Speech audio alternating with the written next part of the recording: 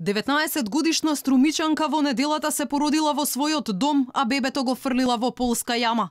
Веднаш по породувањето тинејџерката била примена во струмичката болница, каде докторите утврдиле дека е тазе породена и алармирале полицијата. Од МВР потврдија, во домот на девојката било пронајдено мртвото тело на новороденчето. По извршениот преглед на домот на повеќе места биле пронајдени докази кои укажуваат дека имало породување, а од страна на полициски службеници јавен обвинител пронајдено е починато тело на новороденче. По наредба на јавен обвинител мртвото тело е предадено на обдукција. Земени се примероци од крв за анализа од мајката, членови на семејството и мажот со кој девојката била во љубовна врска. Предмет за овој случај најавија и од јавното обвинителство. Од таму за Алфа Кусо одговорија дека прво ќе ги чекаат сите информации од надлежните институции, пошто ќе информираат за случајот.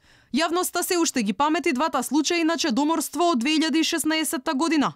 Во март, студентка која тргнала на апсолвентска екскурзија во Прага се породи во тоалетот на царинската служба на граничниот премин Табановце.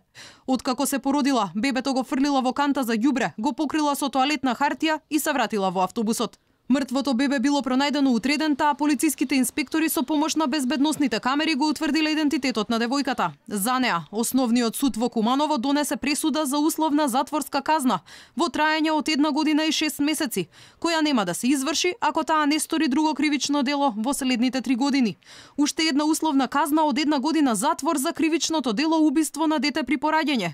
Пресудил истиот суд за 19-годишната АМ од Липковското село Матејче, која родила живо женско бебе во тоалетот на семејната куќа, па го фрлила во блиската река. Ниту таа нема да ја одлежи казната, доколку не стори друго кривично дело во следните 3 години.